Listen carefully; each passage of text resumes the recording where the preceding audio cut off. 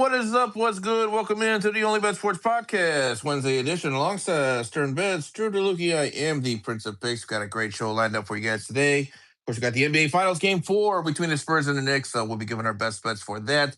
Got a ton of action in the major leagues. A lot of warm, humid weather out there, so expecting a lot of fun games, I think. We'll get the boys' opinions on that, but it looks like we're in for a lot of exciting games today in the majors. Of course, we got the WNBA as well. We got PGA, the tournament coming up over the next couple days here over the weekend. We'll be joined by our guest speaker, Mr. Brian Liberati, former PGA Tour member, one of the great golf cappers out there. So he'll be coming on here shortly, giving us his best bets, plays, and opinions for this weekend's golf tournament in the PGA. And, of course, we've got international soccer, as we're winding down here towards the World Cup. We're just 1 day away, guys, 1 day away from the World Cup. So we do have a couple of international matches taking place. Actually, a little bit here. So it's kind of going to be a little bit of a live play probably for the listeners here. As we have a kickoff here coming up shortly at 12 p.m. Eastern. But yeah, a lot of stuff taking place, of course. We'll be giving you all of our best bets, angles, and looks for all that. So once again, I am joined by Stern Bets. But before I bring you in, I got to tell you something, man. I woke up this morning and I wasn't feeling very well, and I was kind of feeling sick. And I'm like, what the heck's going on with me? And I felt warm, so I took my temperature. And when I took my temperature, it came back. It said I have World Cup fever. So anyone out there, if you're not feeling well, you probably have what I have, and you probably have World Cup fever. So, Moj, I wanted to ask you, do you have World Cup fever too? No. Oh, wrong answer, sir. Wrong answer. I know. I had to go against the grain. It's my rebellious nature in me. Yeah. I'm very excited. I thought you were going in a different direction based off like everybody is coming to Philadelphia right now, and my wife is terrified that our entire family is going to get sick from some unknown global disease. And I'm like, very possible. I don't know what to tell you about that. Very possible. You never know. That's a good point. Yeah. If anything were to happen here, it would be now. Literally, the whole world is here right now. So yeah, that's a good point. I guess if you do have a fever, go get it checked out. But let's look back at yesterday. We had a phenomenal day as a brand. Phenomenal day. We are up 5.5 units now, not including Brian's picks, and I'm pretty sure he went 2 out of 3 or 3 out of 5. Either way, I know he was profitable last week. I did put it in. I have to input it into our spreadsheet so it gets tracked. But yeah, up 5.5 units between the three of us alone this month. Very excited to get forward. Paul Skeens Day passed with flying colors. First 3 cash, first 5 cash. So hopefully you got the best number, either by parlaying them together or whatnot. Yankees cash as well. I mentioned that on the show. Prince, how did you do on the show yesterday? Yeah, so officially we went 3-2 on the picks. We'll go ahead and run over them here real quick. We had the Hurricanes, Golden Knights over 5.5. That hit yet again, so that has hit in every single game this series so far in the Stanley Cup Finals. We also hit on. I lost my place. Oh, I'm sorry. Angel Reese, 10 plus rebounds, and Paige Beckers, 18 plus points. Another WNBA cash ticket for us. We got that one at plus 100. And we also hit on the Nationals, team total over 2.5. Rangers, team total over 2.5. We hit that baseball parlay as well. So those were our 3 wins. We lost on Angola, Central African Republic. We had them under 2.5. They got a late goal, ended up getting 3 goals in that one. So unfortunately, we missed that. In Azerbaijan, we had their team total over 2.5. Somehow they only ended on 2 goals. They should have had probably 5 or 6 goals. There's just some absolutely unbelievable misses that they had in that game. But it is what it is. We lost that one. But overall, 3-2. Winning day, and I will absolutely take it. Yeah, not bad at all. So that makes 4-2 so far on the roundup. Drew, how was your plays yesterday? Is this 6-2? Hey, Drew, you there? I don't know if I accepted your request. Oh, there you are. Hey guys, I'm back. Yeah, how did you do yesterday? Shea Theodore and Zach Gallen, 2-0? Yeah, 2-0. Zach Allen covered the under 7.5, and Shea Theodore got exactly 3 block shots, so that was awesome. Well done, sir. Well done. And again, like I said, 6-2, I believe, day on the brand. That's not bad at all. Not too shabby. Excited to hear what Brian has to say on the PGA tournament coming up tomorrow. That's going to be exciting. Brian, I sent you a request. Feel free to accept and come on at any point. But let's start off with the MLB, Prince, unless you have any other objections. Prince, you cool with us going to MLB first? Yeah, we can go MLB first. Yeah, like I said, we have a 12 p.m. Eastern kickoff in soccer, so just as long as we can get to that here, Let's do it right now. shortly. Go You for want to it. do that? We can go for that. That's fine. Yeah, let's just start in soccer then. Okay, so yeah, we do have a game here, guys. An international friendly at 12 p.m. Eastern. Again, it's a slummy international friendly here. I love these slums of international football. But we have that right here with Pakistan taking on Afghanistan. Look, these teams can't score goals. And I'm definitely playing a low scoring game here. I have three separate bets that I'm going to be putting a quarter unit each on. I'm going to take Pakistan team total under 0.5 goals. So Pakistan under 0.5 goals, a plus 155. I'm also going to take Afghanistan under 0.5 goals, a plus 142.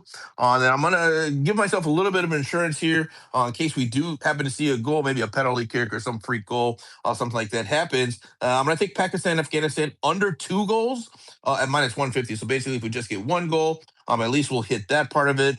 If we get 2 goals, we'll push on that, but we'll obviously lose on the under 0.5. But if under 0.5 hit, then of course we'll hit the under 2 as well. So it's kind of correlated, but also gives us just a little bit of insurance in case we see a goal. So again, guys, the official play here, and these are teams that cannot score, by the way, really struggle to finish in front of the net. So very, very uncritical, I would say, in front of the goal. So I really expect this to be a very low scoring game. But again, Pakistan under 0.5 at plus 155. Afghanistan under 0.5 plus 142. Pakistan, Afghanistan game total under 2 at minus 150. And then if you want, since we're talking about it, we'll go ahead and go into the World Cup plays for tomorrow. Did you want to go ahead and do that now? Yeah, why not? Let's go for it. Okay, why not? All right, so happy World Cup Eve day, guys, as we are just finally 1 day away from the World Cup. It is kicking off tomorrow afternoon, 3 p.m. Eastern. Mexico hosting South Africa. So can't wait for that one here. And this is going to be your first official group plays of the FIFA World Cup here on the show. What we're looking at here, I got 2 plays for you guys, of course. We're going to be giving 2 plays a day. By the way, if you guys want more plays, you're going to have to head over to my X profile at Prince of Picks 10. There is a pinned post on that profile that gives details on how to join the VIP channel. The VIP channel is going to have every single World Cup play throughout the duration of this World Cup. That's including the group stage, knockout stages, any futures, any live plays are going to be delivered directly to your phone in real time, live. So you definitely going to want to check that out. It's just $5, guys. It ends up being like $1 a week. Well worth the investment. Give it a try. If you don't like it, you can cancel after the World Cup. But I would strongly suggest you at least give it a shot. I think you'll find the investment very worth your time. But in any case here, getting back to the game. So South Africa taking on Mexico, 3 p.m. Eastern tomorrow. Of course, in Mexico in the high elevation. I'm going to take South Africa here on a +1 Asian spread. You're going to get that at plus 110.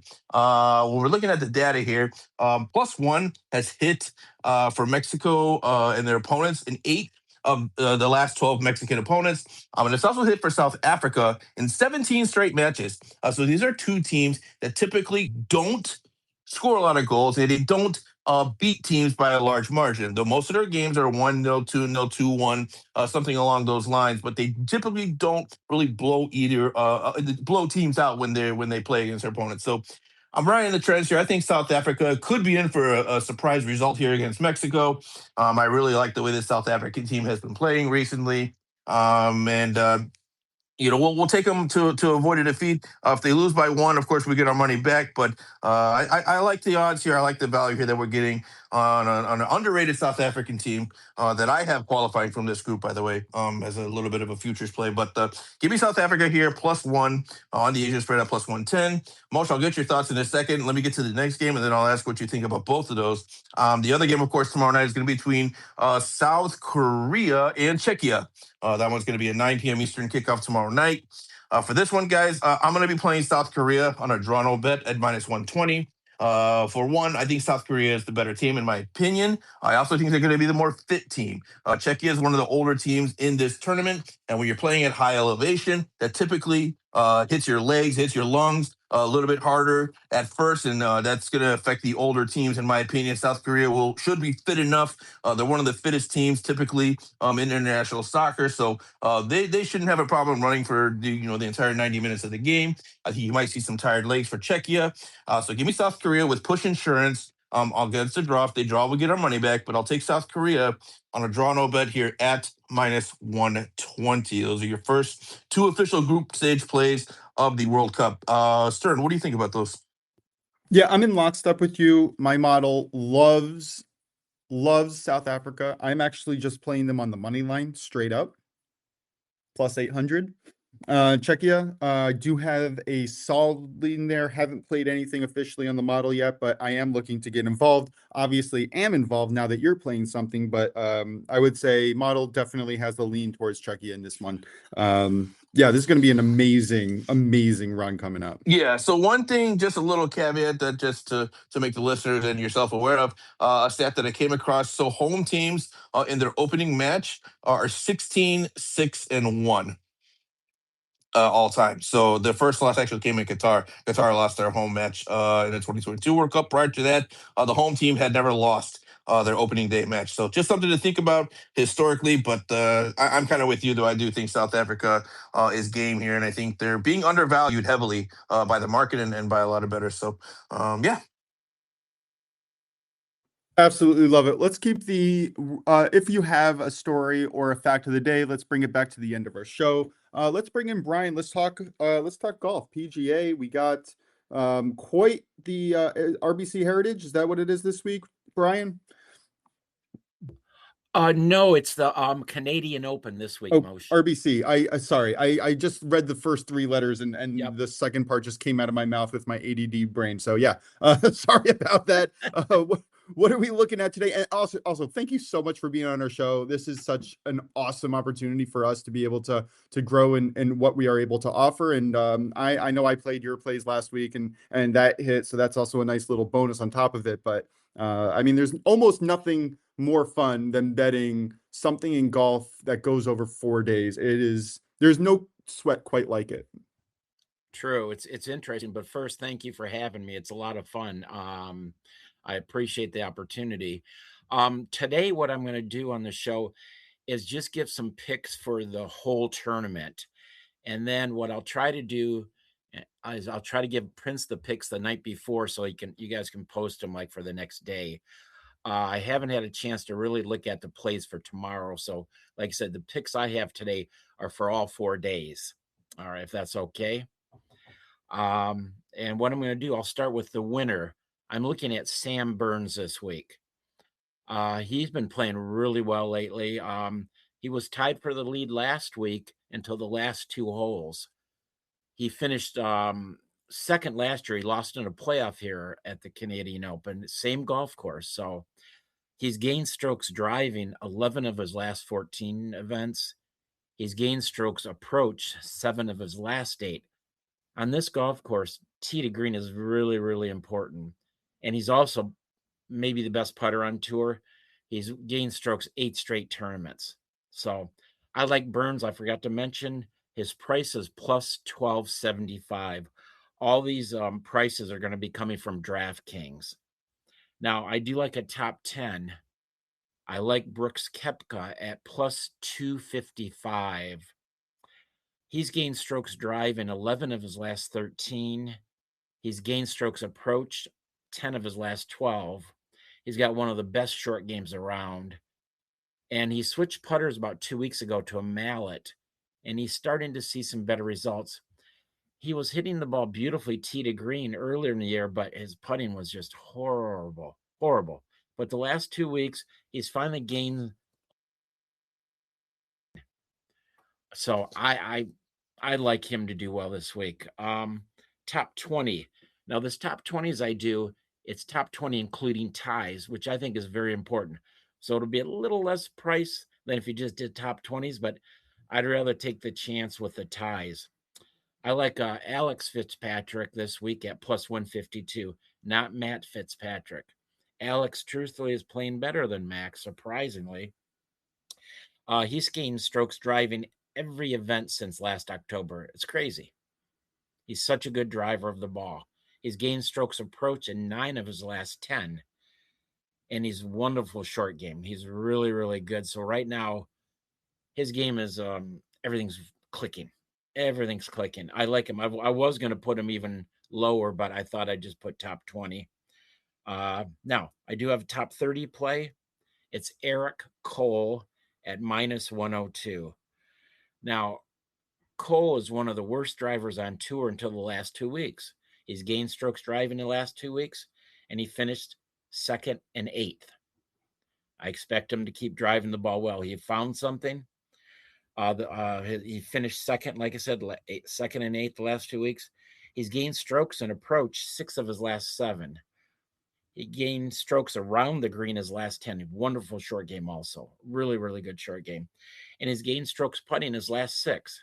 Putting's been kind of a crutch for him over the years, but all parts of his game are on fire right now. So I thought at minus 102, it's a really, really good value. So those are the plays I have for the full tournament. Like I said, I'll get some to Prince tonight for Thursday's round. Awesome. This is awesome. First of all, I really do like your betting card. The only person that I'm not so impressed with is Sam Burns, but that's only because I've been burned by him. Well, Yep. I guess it isn't recently. I would say it's about at least 6 to 9 months ago where he had a run similar to this, and I was starting to bet on him, and then he just didn't. But that Well, I man get it. No, is they hot. do that.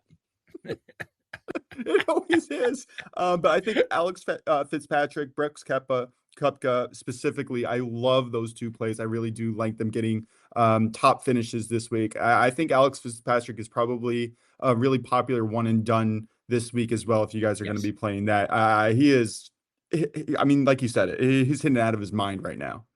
Yes, he sure is. Yeah. Anybody that you're looking to possibly fade over the weekend that might be a popular choice? You know, truthfully, right now, Moshe, I haven't really looked at anybody to fade. Usually, like the like round by round, what I pick, I usually do either like matches, like head-to-head matches, or also like to shoot under a certain score. So I haven't looked at that, but I'll check that out later on today about fading. Yeah, awesome. Anything that you can offer us and give us some insight, that would be amazing, especially because I know that maybe some of our listeners aren't as familiar with golf and PGA specifically. And if you could enter us into that world, that would be incredible. I do have a question about unit sizes, but Prince, what's up? Yeah, I have a question as well. So, as I told to Brian last week, which by the way, thank you again, Brian, for joining us as always. I'm still learning about PGA, so I learned a lot from Brian and his takes and his analysis and his breakdowns and stuff. So, he's definitely someone that I learned a lot about PGA and golf, and just trying to learn more as we get through this here. But a question, and I asked you this question last week, and I'm going to ask you again. First of all, what is the tournament again this week? And I'm sorry, which one are we playing this week? Canadian Open. Canadian Open. Okay. So what makes this course unique from other courses? What are some unique features about this course? What are some strengths that this course plays into? What are some I would say weaknesses that if a golfer has a particular weakness, he might struggle in this course? What are some characteristics of this course? Okay, now it's called the TPC at Toronto. It's the 2nd year they've played this. In fact, I think the Canadian PGA is almost kind of using this as their home course now. The course off the tee, you have a lot of room. In fact, a lot of the fairways are 35 to 40 yards wide, which is very wide on PGA Tour. I mean, normally a course will be maybe 30 yards wide. So one thing is the big bombers this week probably should do well because there's not a ton of trouble if you miss the fairway. I mean, there's rough, but it's not like last week, like there was at the Memorial when it was like 4 to 5 inches rough. Not even, it might be half of that this week. Also, too, there's not a lot of water on this course, minimal. So there's not going to be a lot of penalties for missing fairways. I think there's like 2 or 3 water hazards on the course. And really, they almost do not come into play. The greens are fairly big, fairly generous. And ideally, what I've heard is they're not supposed to have them running too fast this week because, it's getting warm right now. So last year, they almost let them burn. They try to have them run so fast. So it's overall, it's a course these guys are going to shoot low. I mean, there should be some really low score. I mean, I could see 20 under or more winning this year. Okay, yeah, that was going to be my second question. So cool. Oh, you already answered that. Perfect. Yeah, that's what it sounds like. Sounds like it's maybe one of the more favorable courses then for low scoring final Correct. rounds. Yeah. Okay. Perfect. Okay. Awesome. Yeah. Thank you so much. Sturm, go ahead with you had a question for him too. Yeah, I just have to give him the 10th degree. I'm mostly kidding. um, is there any unit size recommendations for all these plays, or are you just going to play them all straight? I know you have a winner, which is obviously significantly more plus odds than the top 10, top 20, top 30 Yeah. markets. What do you recommend looking at in terms of unit sizing? Moshe, that's a great question. I'm sorry I didn't bring that up. Because everybody's unit size is different. I mean, truthfully, what I tell a lot of people, because like you said, the winners, they're 12 and a half, 13 to 1. I mean, I had a couple 14 to 1 winners earlier. I tell people, even if you put $10 on the winner, you're going to get a great payout. I remember a few weeks ago when I had Matt Fitzpatrick winning, speaking of the RBC Heritage, he was plus 14 to 1. One of the guys on Discord put up $3 and he won $59. So yeah, I don't want them to make a big unit bet on the winners. Like with the top 10s, top 20s, I would say a quarter to half a unit probably would be good, because again, most of the ones I give out are plus money. Like right now it's 2 plus 255 plus 152, and the other one's minus 102. And I'll probably have, I'm hoping before tomorrow, I've done this last couple weeks, a top 20 parlay. And usually they're plus 350 to plus 500. So, even on something like that, I would say a quarter unit or even a little less would be plenty, because when it hits, it's going to pay out really well. Yeah, that 100% makes sense to my head. If you get a chance, send us those plays. You can send it to our Twitter account with unit sizing if you want, and odds, whatever you want. Anyway, if you send it to me, I'll put it on our recap screen, and then we'll be able to post it around social media. Okay. And yeah, thank you again. This is awesome. Is there anything Perfect. else that you want to impart on us in the world of golf? Right now, not too much else, because I know it's easy for me to ramble on. I'm Italian, so I have a tendency to, talk. But I kind of think I hit the key points right now. But I definitely, when I send you the picks and everything, maybe I'll put a little reason why I picked the guys if you want. No pressure, but you sure can. We have an article that I send out from my personal Substack, and that's how our posts and podcast gets published out in the world. Which, by the way, just saying, I'm not sure what happened, but since you joined our show, our viewers and people who are listening to our show has doubled. Has it really? Yeah, we went from 45 to 65 listeners a day. Wow. And the last week we've jumped to 150 to 170 a day. That's we are great to closing hear. in on 10,000 downloads, and we Wow. started this on Martin Luther King Day, February 13th or 14th of this year. So Awesome. yeah. Congrats. That's fabulous. So I'll excuse that you're Italian joining Drew against Prince and I. Thank you. Okay, I know. I'm the token one, right? So funny. Prince or Drew, any closing thoughts on golf before we head to the MLB? Nothing for me, but Drew, I'm curious. Did you have any questions for Mr. Brian here? No questions on my side. All right, fantastic. Thank you, Brian. Feel free to stay on for as long as you can. We're gonna have a question of the day coming up in about 15 minutes. And again, if there's anybody listening out there who wants to come join our show, about 15 minutes, we're going to invite you to join our show if you have any comments, feedback, or questions to give out, or if you have a pick yourself. All right, Drew, where are we going in the MLB, man? Yeah, I have one play in the MLB as usual. We've been on a streak with these player out plays recently. We'll go with the Mariners at the Orioles. We're going to go with an under here for the second straight day. Let me see. We're going to do George Kirby under 17.5 outs. I see it for minus 105, which I think is really good value. George Kirby, actually, the Mariners in general, which is very interesting, they've like taken like each pitcher, has taken turns of being really good and then they turn into more human because of course we all know the Mariners have a great starting five rotation that they've had for the past few years. But Kirby has been struggling quite a bit lately. He hasn't been terrible, hasn't been necessarily good, and he hasn't been consistently going deep into games. I think he's only covered this. He's covered this under. This under has covered, I think, like 4 of the last 5 games, and he's given up 3 or 4 runs in multiple games, and they're facing an Orioles team that plays really well at Camden Yards. So I like Kirby under 17.5 outs. Yeah, I don't mind that at all. Some of his underlying metrics are a little bit concerning. When you have a really good barrel rate, not so great hard hit rate, and not so great strikeout rate, tends to leads me to believe that people are getting contact against you. Even if it's not good contact, it's still blooping in. And when there's good contact, it gets hit really hard, which can drive a pitcher out of the game if they're, just one mishap of an inning. Yeah, like that play, definitely going to be on it. Plus money over on FanDuel and DK. I'm going to go with the Dodgers. I simply think that if the Pirates had any chance to win a game in this series, it would have been with Paul Skeens on the mound. They're pitching Jared Jones, who does have a 99 miles per hour fastball, but doesn't really have any movement here. Jones is coming on his 3rd start.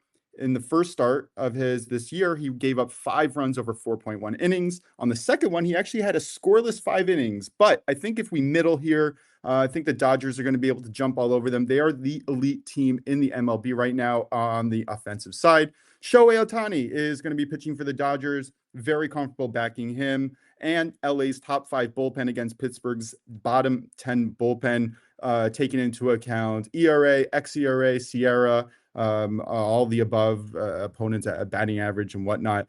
When I'm looking at the underlying metrics, Jones has a 10.7% barrel rate to a 50% hard hit rate.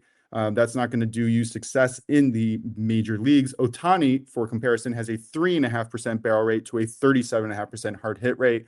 Again, I just like the Dodgers to continue dominating in this game. If you can potentially find a Dodgers first 5 money line parlay with the full game money line for basically the same price, I don't mind it. But I found on FanDuel last night, Dodgers -1.5 at -102, and that's my official play of the day. Drew, any thoughts on that one? Oh, I like that a lot. I agree with you. The only chance to win a game is with Skeens, and they blew their chance. But the Pirates, depends what offense shows up for them. Yeah, 100%. Pirates do have the highest scoring home offense in the first 5 innings. It's really on the second half of games where they start to get into trouble when their bullpen can't keep up with the opposing offense. So Ohtani, though, is the great equalizer on that end. I don't think they're going to be able to get one up on him. Ohtani is just a beast, and I feel like people are sleeping on him just a little bit. Yeah, which is hard. I mean, I feel like it's hard to really understand how elite he is on the offensive and pitching side of things. He really is one of the greatest players of all time. Prince, what do you got for us? Watching. Yeah, it is fun. I'm a Giants so fan, much and fun. I appreciate it. That's like me saying I appreciated Pedro Martinez, watching him growing up. All right, Prince, what do you got for us in the MLB? Yeah, so we're gonna do a little team total parlay here. Team total over 2.5. I actually got 3 teams. Tell me that the Rangers aren't on it again.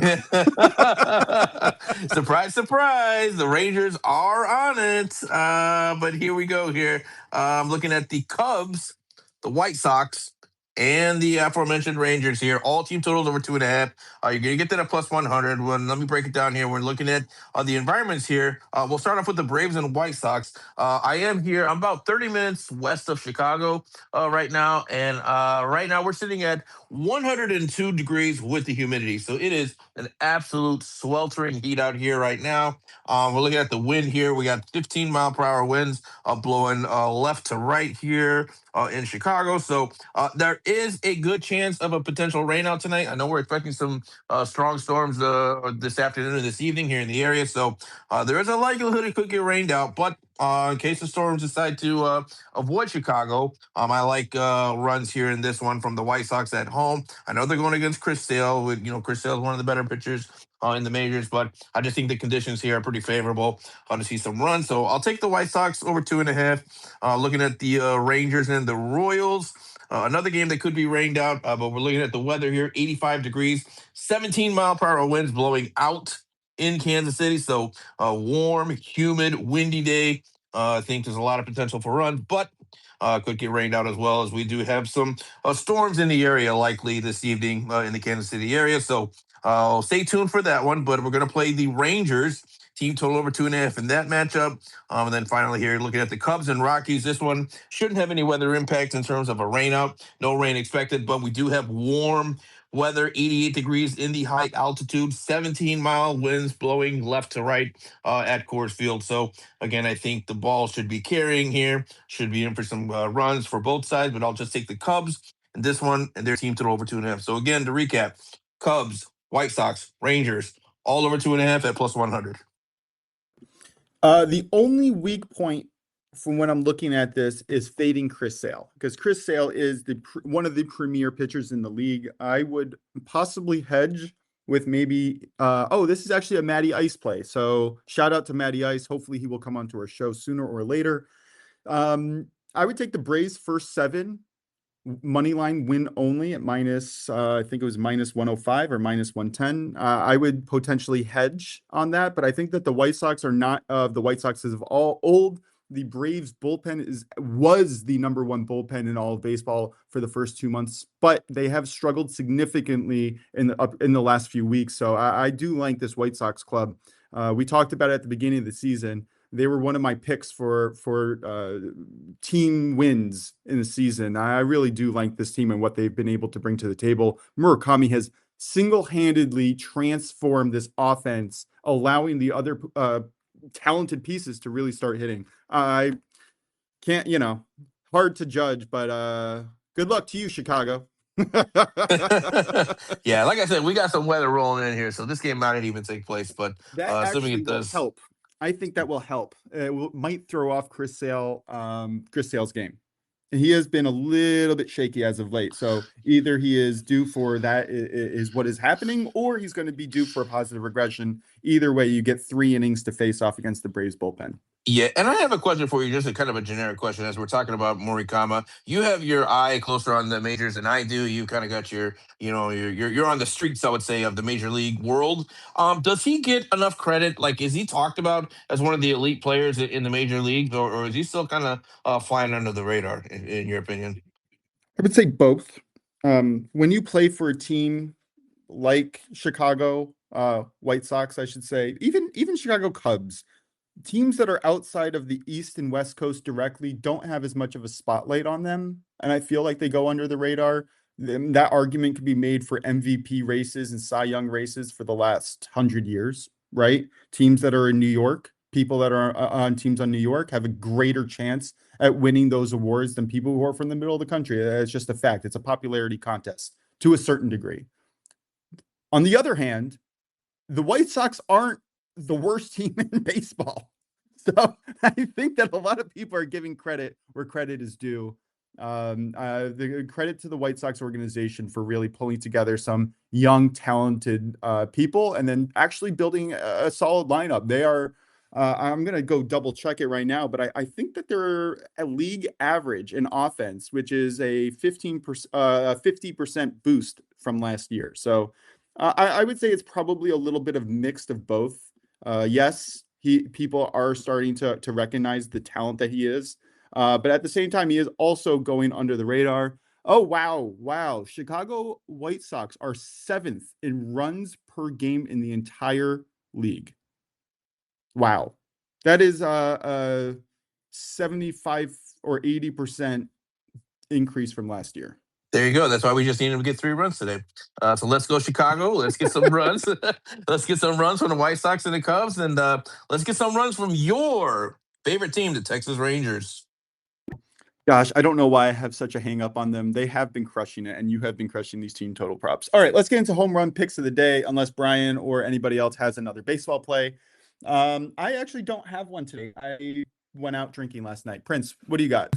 No, I don't have one either. I was out with my family last night, so nothing for me. Didn't get a chance to really look up any, so we'll pass on that one for today. Drew, any home run pick, or we're just going to skip this segment today? Yeah, I'm gonna sprinkle this. I'm just gonna use bonus bets on it, just because the reason I'm using bonus bets because I didn't necessarily 100% love something, but I'm doing this for strictly value. Cattell Marte's plus 440. It's very rare you get him in the plus 440 range in an indoor stadium where weather's not really a huge factor against the Marlins. They're facing Ryan Gusto, so give me Cattell Marte plus 440. Yeah, that's a solid look. That's definitely good value for sure. I think that's a really solid look. Listen, the Diamondbacks consistently, no matter what you want to say about their defense and their pitching, that team can hit every year. All right, NBA. Prince, what do we got? What are we looking for? 2-1 series, New York. So far, the road team has won every game. What are we looking forward to tonight? Yeah, that's crazy, right? Yeah, the 2-1, like you said, Knicks up on this series. Look, like I said before, I don't think the Knicks have anything to worry about necessarily quite yet. Like we spoke to about Game 3, three of their best players had an off night. They still only lost by 4, so I think there's some silver lining if you're a Knicks fan. Something to look forward to in terms of Game 4. But what I'm looking at here, I'm going to stay away from a side. This series is too close, in my opinion, to confidently pick one side or the other. But what I'm going to look at is the total again. The way that I'm looking at the total is I'm going to look at who is refereeing the game because I think these officials are having a major impact on how many points are scored in these games. If you have a referee that doesn't call any fouls, typically you see the under because you're not getting those free points at the free throw line with the clock stopped. Whereas if you see a team or a referee that does call a lot of fouls, those games tend to go to the over. You have a lot of stoppages. Again, free points without the clock being stopped is always going to lead towards the over there. So tonight we got Zach Zarber is the crew chief here, the officiating crew chief for tonight's game.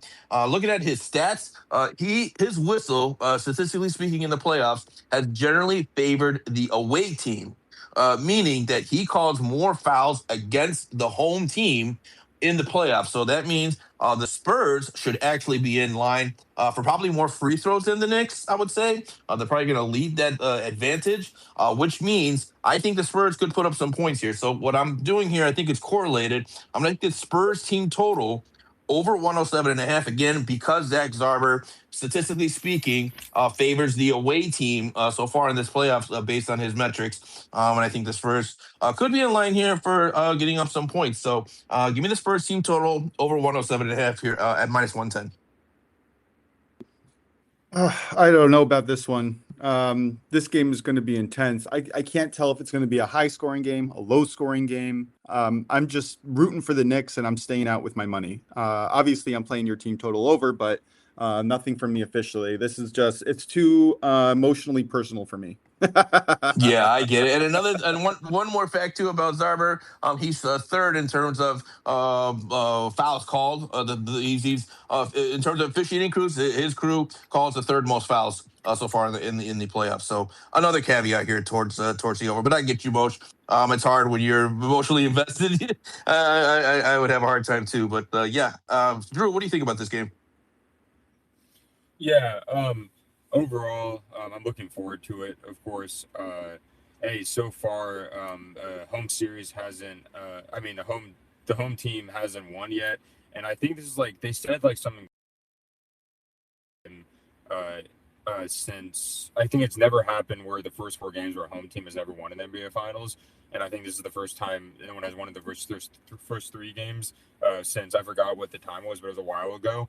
But I like De'Aaron Fox here over 23.5 points, rebounds, and assists rather than just his rebounds and assists. He covered this in the second game of the series, and he was technically half a point / 1 point short last game. It looks like he's trying to do a little more scoring. He's getting his rebounds and assists. So I think this is good value at minus 110. Over 23.5 points, rebounds, and assists for De'Aaron Fox.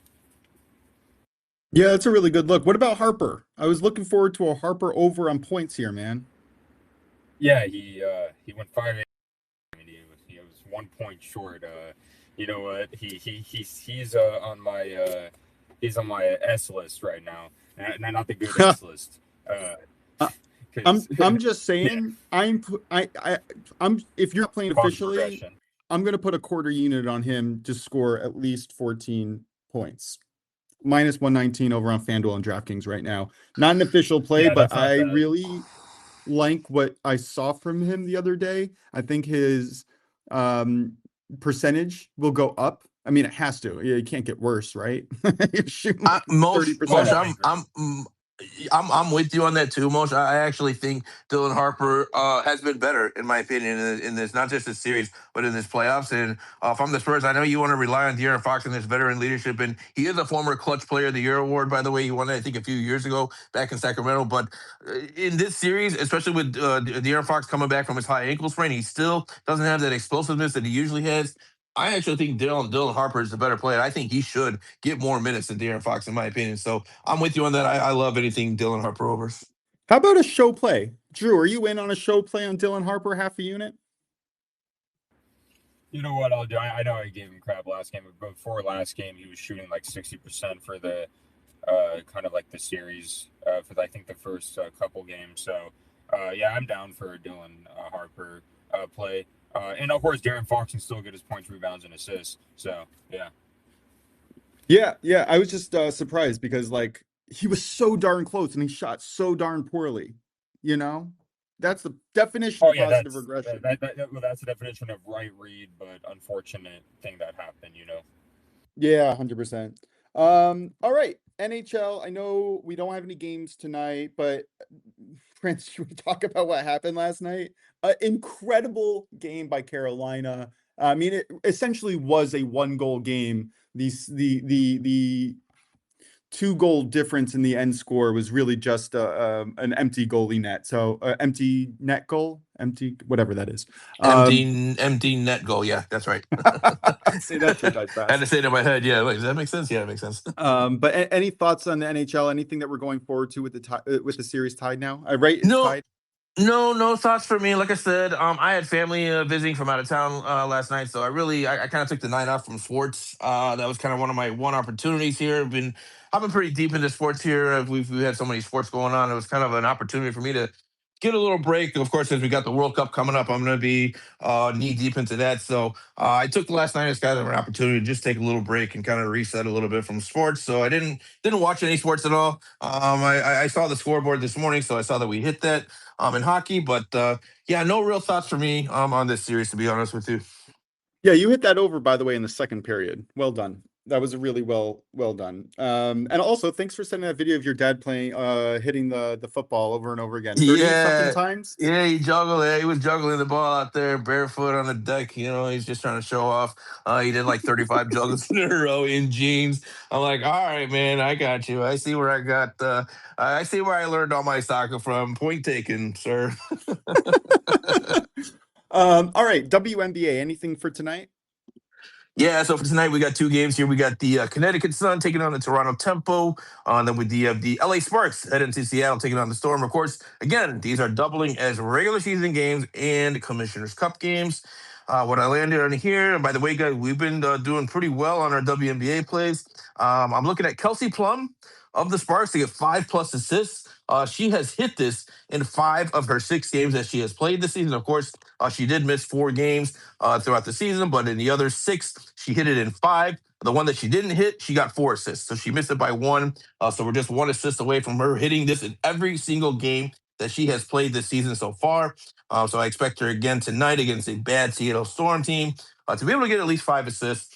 So we're going to parlay that with the Toronto Tempo on the money line here at home, taking on the worst team in the league, the Connecticut Sun. Connecticut sitting at just 2-11, just a dreadful season for them. This is going to be their first trip to Canada. So I think the Tempo at home should have great home court advantage. I expect them to get it done on the money line. They are 7.5-point favorites here, but we'll just take them on the money line with Kelsey Plum, 5+ assists, and we're going to get that at -150. Awesome. Love it. I'm starting to put a little bit extra on your WNBA plays because it is somehow becoming one of my more profitable sports right after MLB, NFL, and NBA. All right. World Cup story or fact of the day? Nothing for me. Drew does, though. Yes, please. What's up, Drew? What's your fact? It's actually a really cool fact. It's a betting. Oh, sorry. I just wanted to give Brian a heads up. Brian, if you want to come up with a question of the day, I'm going to go to you first, right after this segment. Drew, sorry, go on. Yeah.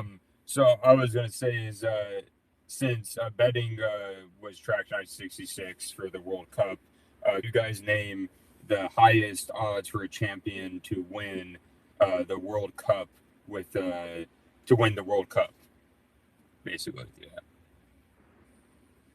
If Wait, not, say that. Wait, I say. can I'm bring sorry, it Drew. up. You're kind of breaking up a little bit, Drew. Sorry. Say that. Can you say that one more Oh, time? sorry. Yeah, sorry. Can you say it one more time? Yeah, the highest odds for an eventual World Cup champion to win the World Cup.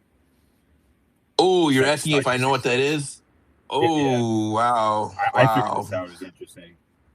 Okay. I would just take a guess because I know they're usually even your favorites are usually kind of a long shot. So you're talking about like pre-tournament. I would say, maybe like plus. I wouldn't think it would be more than like plus 800 at the very most. Would be my guess. So not it was Italy in 1982. They were plus 1800. Wow, That's like 1800. yeah, Wow. yeah, In what year was that? 1982. 1982. Wow, wow, that's incredible. Okay, cool. Yeah, I did not know that. You would never think of That's Italy a pretty cool fact. being a plus 1800 either. Yeah, that is a really cool fact. You wouldn't think of them I was being a curious plus why they were 1800 plus either. 1800. Yeah, I want to do some research on that because even back then they were a dominant team. They were one of the best teams in the world back in the early '80s. So that's. I wonder what happened. Maybe they had some key injuries or something. But getting Italy at plus 1800. Too bad we didn't. I wasn't betting back. I wasn't even alive back then. But too bad. I would have bet that. That sounds like So a pretty tasty value there for Italy. so what I'll tell you is so Brazil and it was West Germany at that point, but it's Germany and then the defending champion favorites. But it says despite the expectation that these three powerhouses unheralded, Italy ultimately won the tournament as massive underdogs. Okay. Yeah, it's just interesting. I can see them being a little bit of underdogs. Yeah, West Germany and Brazil, they were awesome back then, but still, it was really good. That's crazy getting him at plus 1800. Books messed up on that one, I would say, but yeah, wow, cool fact. Yeah, that's a really interesting one. I like that one a lot. All right. Any last thoughts in the world of sports before we turn to question of the day with Brian? If he has one, no pressure. Drew, any thoughts? Any last thoughts? Nope. Prince? Nope. Happy World Cup Eve. All right, Brian, no pressure. But if you have a question of the day, feel free to give us one. Are we talking about golf or just So Literally Moshe, so anything. here, Moshe. So let me. Sorry to interrupt. So Moshe, I don't think Brian's familiar with our question of the day. So if you want to kind of break it down, what exactly that means to him, like, yeah, I Sure. think you kind of threw him a grenade here. You're and right. You're right. I You're right. I You're don't right. think he You're has right. any idea what we're talking about. No, I just wanted him to sweat live on our show. So I am. Job well done. so it could literally be anything. We've talked about aliens, we've talked about ghosts, we've talked about favorite sports memories, we've talked about foods, like different types of foods. When Brad Betts comes on, he's always talking about like different kind of fun food questions. It could literally be anything. Talk It's about just frozen yogurt. yeah, favorite frozen yogurt and what toppings, like literally anything that you find fun or want to kind of casually talk about for the next 5 minutes. Oh my. Could I do it next week? Yeah, of course, man. No pressure. Like I said, Prince, you got one for us today? Not off the top of my head. Let's see if we can. You want to see if I can try to research one here real quick. I'll look on Google. Unless Drew has one ready to go. Yeah, I can do like an interesting kind of like a sports ones because I know when I like done it overall. Actually, you know what? I actually have because I had a couple questions in mind. I'm gonna do this. What I would say, what is your favorite like go to? I would say, what's your? I guess it can be like, what's your guilty pleasure? Like TV show that you watch and then that you like to like we don't watch over and that you can just binge watch, but it's like to society and stuff. It's not really considered like a great show, but you love it, or something like that. If that makes sense, like a show that you watch, but you're slightly like ashamed of watching for some reason, but you still watch it. That's an interesting one. Brian or Prince, do you have any first thoughts on this? No, I need time to think about that. I, I don't want to overstep your question, Joe. I just found it like a simpler one. I don't not to. I mean, we can Oh, yeah, answer go your ahead. question, but Yeah, I don't go really ahead. haven't.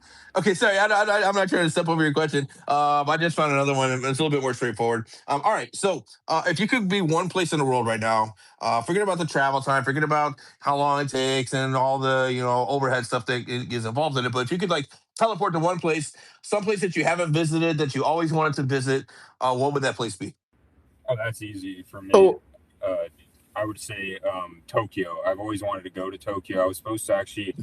My parents, my graduation present was going. We were actually going to have me go to Tokyo, but when I graduated, it was during the pandemic, and I couldn't fly there.